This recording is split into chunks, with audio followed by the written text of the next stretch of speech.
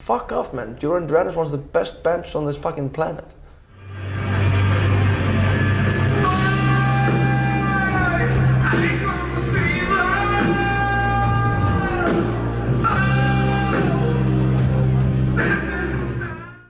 Okay, so here with me is Aðalbjörn from Sólstafir. Am I pronouncing this right? Sólstafir? Pretty good, pretty good.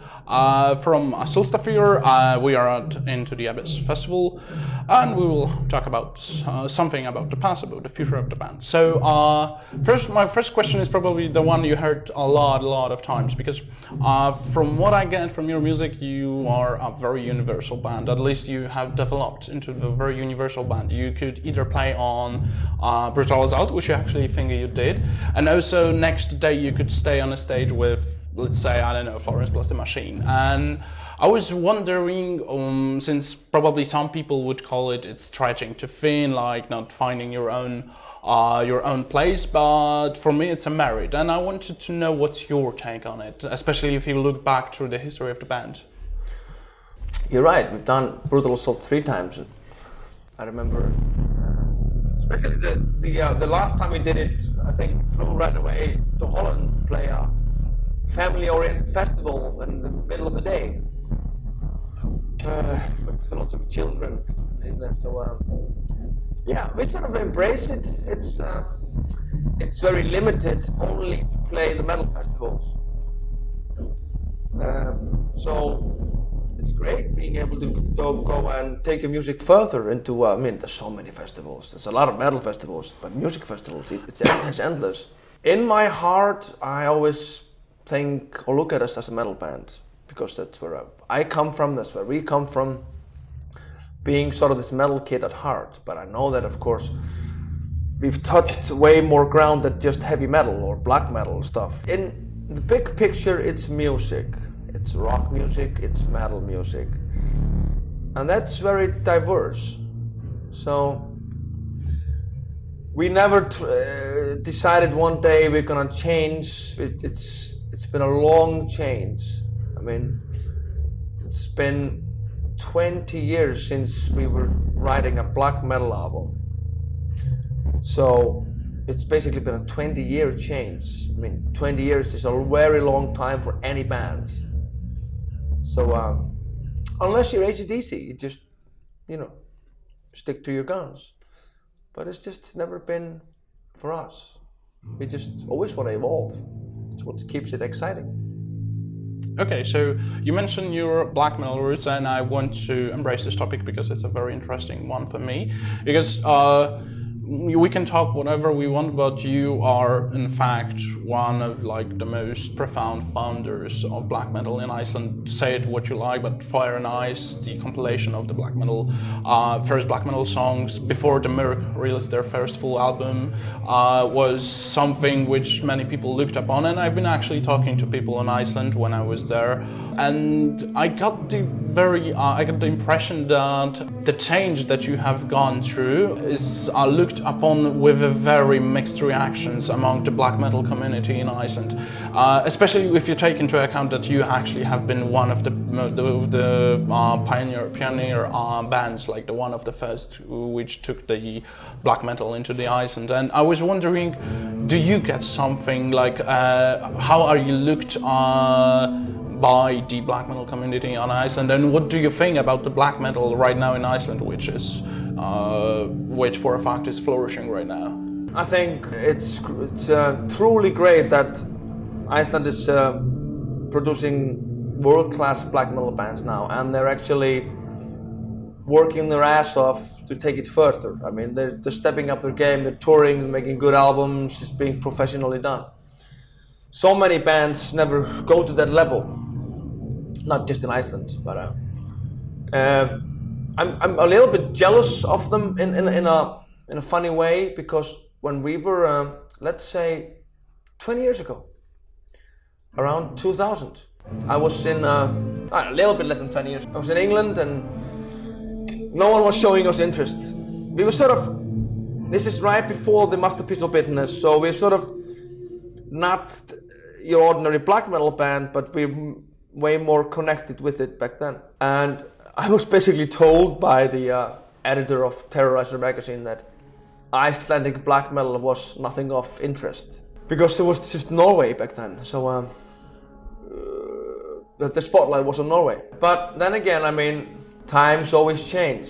Now, 20 years later, sort of the spotlight came on Iceland. But of course, there's a reason why the spotlight got sort of lit on Iceland, because there were young guys doing genuine, proper black metal.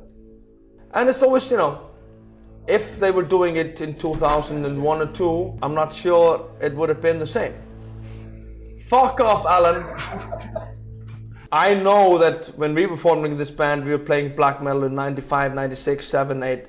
There was no black metal bands in Iceland. There was another band called Potentium, and they were doing similar stuff than us, but apart from that was nothing. Black metal bands didn't start to evolve in Iceland sort of around, I don't know, 2002, 3. Some of them, they all quit. Then late, around 2010, sort of another wave came up. Like the groundbreaking started out. Yeah. I mean, Svartdauði has been for a while, but then of course Mr. Wing came and some other bands, but we was just sort of not. We had sort of left.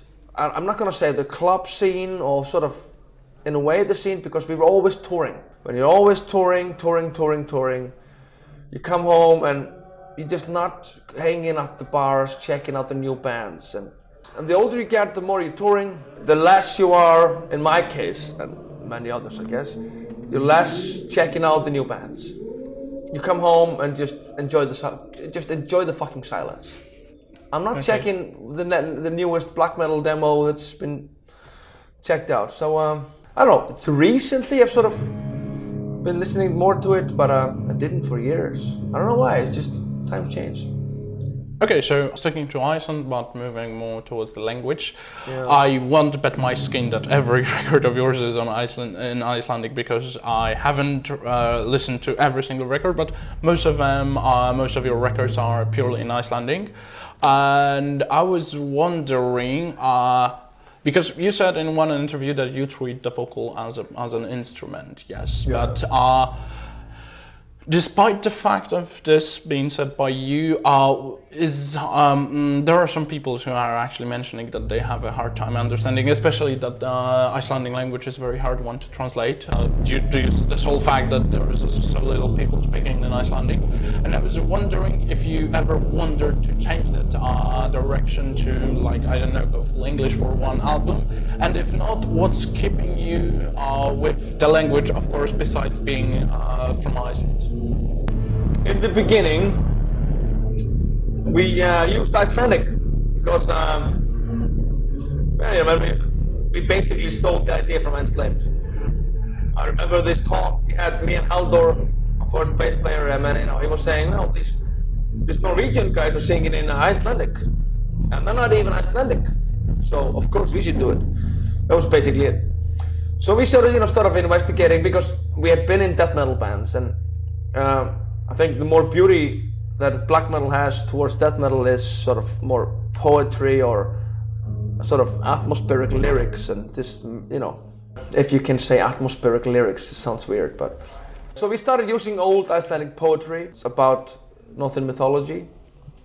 That sort of evolved into us writing more about our own vision about mythology. So that became our black metal beginning with Icelandic lyrics. But my only vocal inspiration was just in the woods and Bursum, you're just screaming it on the top of your lungs, so it's not. No one could read the lyrics and no one understood them, so it's kind of ironic. Then around Masterpiece of Bitterness and Cold, we sort of started. Well, basically, Masterpiece is all in English. I don't know, it just went for English. This is in 2000, well, I can go a little bit back. Let's say 2002, 2003, we started using English a bit. And so we did 2 albums in English. I mean, Masterpiece of Bitterness is in English and Cult is in English. And it wasn't until the title track, Cult, which originally was sang in English, It wasn't called Köld to begin with. We had recorded, this is in December 2007, we had recorded Köld in English, and I had this Icelandic stuff that I wanted to try, especially in the quiet part in the song. So I tried it, and I was I was not confident at all. I was very shy, unconfident about it, because this was a very clean vocals. I felt like I was trying to be Tom Araya before, and now I was just sounding like, I don't know, very soft vocals. I thought it sucked. This clean vocals in Icelandic. The guys loved it. So we went for using that in Icelandic. It came out quite well. So me started singing in clean vocals, in Icelandic. That sort of brought new dimension to our music. It was very much more sort of pure from the heart, personal lyrics in Icelandic. And once I started singing more clean, it just felt more right, singing in Icelandic. Because singing clean vocals in quiet parts, heartful lyrics, is way different than singing mythology, screaming your ass off. It's less personal, everything is different. So it involved directly from the Köld song, using Icelandic. Therefore the next album was completely in Icelandic. And I've explored this more into, I'm not shy today singing clean, it's very natural for me, but in 2007 it was very weird. I was not confident at all. And we thought people would laugh at us. We thought, oh, this is going to be a career suicide, because we were still so much in the metal world. But in the end, we thought and said to ourselves, well, we like this. We really don't care what anyone else says. That story repeated when we did Fjara, even more soft. We thought, oh my God, if they didn't abandon us when Köld came out, they are gonna abandon us now doing Fjara stuff. Even more soft. But we liked it, and in the end, we always say, fuck it, we don't care, we like this, we're going for it. No, it seems actually the Fjara has blown off. It's, I guess, your most popular song. Yeah, of course. It was, all of a sudden you have a radio hit, and you have a video that's been played on the national television and getting 10 million YouTube hits. So it's kind of weird for being a black metal band in my dad's garage, playing Burzum covers and having, it's a little bit different. Okay, so you mentioned a few times from the previous interviews I've been reading and listening to that you are basically AC/DC playing Pink Floyd. Is it still relevant to you, especially if you take into the consideration the last record? AC/DC playing Pink Floyd, that's a funny one. People are always trying to get from us what sort of music we play. Sometimes we try to go deeply into it. It just gets so complicated. Sometimes I just play around with it. Being a non-metal, heavy metal band, or atmospheric Pink Floyd, or I really don't care. I think our biggest compliment, if you look at bands like Nine Inch Nails or Sigur Rós or Rammstein, you're not gonna put any stickers on them, or Pink Floyd. You just go, Rammstein is Rammstein, Nine Inch Nails is Nine Inch Nails, Sigur Rós is Sigur Rós. If someone says Sólstafir is Sólstafir, I'm like, oh, thank you, finally. Really appreciate it.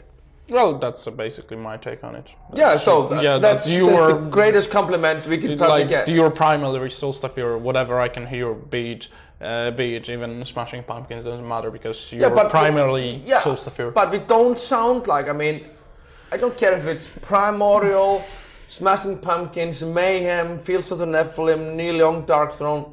All of these acts have influenced us in a small or big way. But you're not going to say that we sound like Fields of the Nephilim or Dark Throne or Sigur Rós. Sure, you can find influences because, we sort of embrace the bands we're influenced by. And, we can be listening to Air, the French pop band, and we're enjoying that. And we go into the riff that we like, we call the Dark Throne riff. I don't care. You could take the coolest, of any Duran Duran album, strip down the haircut, strip down the stupid 80s suit, strip down some stupid synth effects, dress it up in modern, Mogwai, indie suits. It's gonna be a fucking killer. It is a killer album before, but people just sort of think, it's the 80s, they have stupid haircuts, it's not good enough. Fuck off, man. Duran Duran is one of the best bands on this fucking planet. Okay, so the next question is going to be a bit tougher one.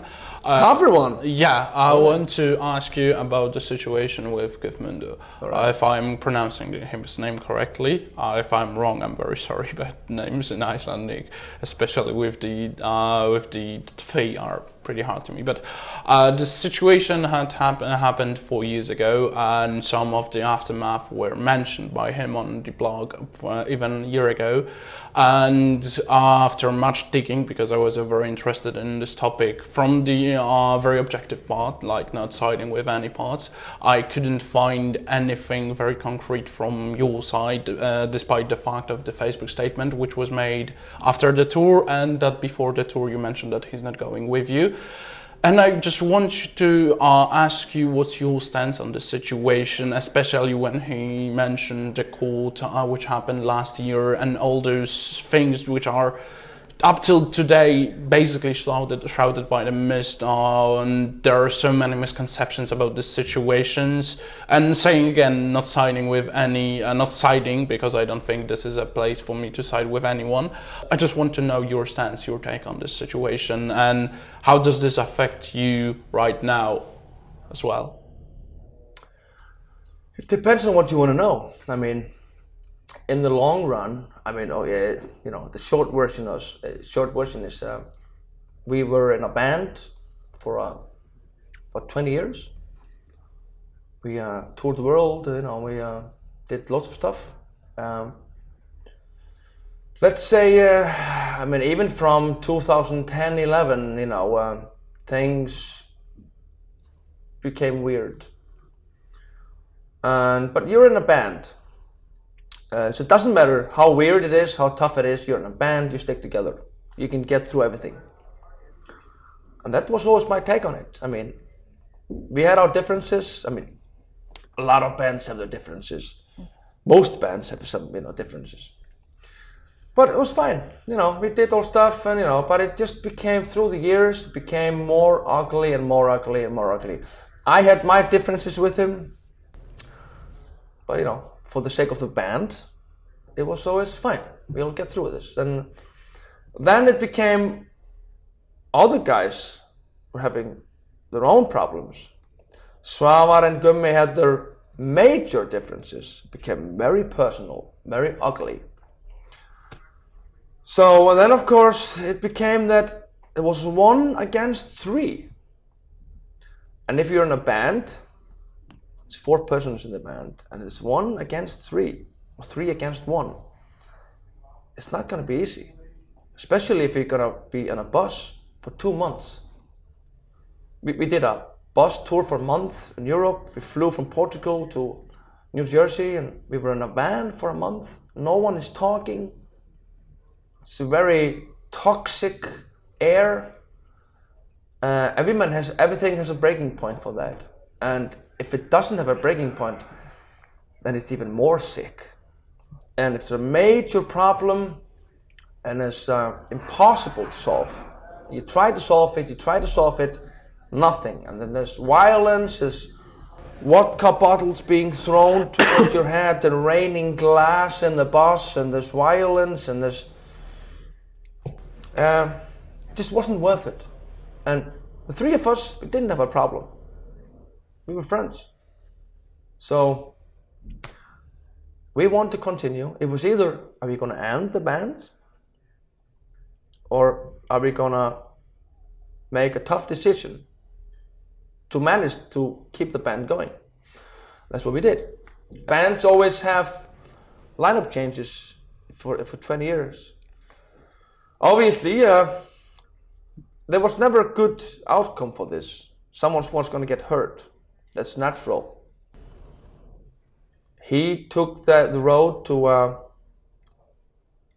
air all the dirty laundry that he could possibly come up with, extort it, and add some, I'm gonna call it lying. Okay. on every goddamn media forum. I don't argue with people on the internet. I don't do that. Some people like arguing on the internet. You can go to any commentary forum on any page. Go on Blabbermouth. If you like arguing on the internet, go on Blabbermouth and have your argument. I don't do that. So we tried to talk. It didn't work. It ended up in lawyers. Cost a lot of money. It went through district court, dismissed. Went through Supreme Court, dismissed. What else do you want to know? Well, I just wanted to hear it from your perspective. This is basically like adding the parts which he told through the blog, Sólstafir official blog, which is basically his blog right now, I guess. So I just wanted to hear your part. Yeah, but I mean, if you read that, it doesn't really state that there was any problems in the band. Let me ask you this. If you've been in a marriage, because being in a band is like a marriage. Okay. If you're being in a marriage, you're not going to get divorced because of one fight. Yeah, of course. You're not going to fire someone from your band because of one bad week. A lot of shit has been going on. But he didn't really say that. He didn't really talk about all that stuff. That's why I'm not making any assumptions. Yeah, person, I don't blame him. So much distortion and lying and twisting and turning. I don't. You can ask me anything, but I'm not gonna. I don't want to talk badly about him. I mean, this is the person we were skateboarding when we were 16. He chose a different path after this, and we didn't want to go that ugly path. We tried to settle. He doesn't agree. It's money, bullshit, arguments, boring stuff. Okay, I understand. I just wanted to hear your part, like talk to you and confront the things. And this is a very fun answer by me. Yeah. Okay, so my last question. In one of the interviews, you mentioned that. Okay, let's look at this. Verdremin, yes. Verdremin is something which you call Sólstafir 2.0, like the new Sólstafir, something like. Well, I never did that, but I get your point, yeah. Okay, so my mistake. Okay, so basically we could call this a new, something fresh, something new start. And how are you going to? Where are you gravitating towards? Like, what's the future for this let's say new Sólstafir? Well. Even though we had our differences with Gummi and all that stuff, we had a great chemistry. We were sort of the leaders of the band, me and him. Even though he didn't write the music, we were sort of, we spent a lot of time together focusing where we were going to go and stuff. So we never argued about styles. Okay.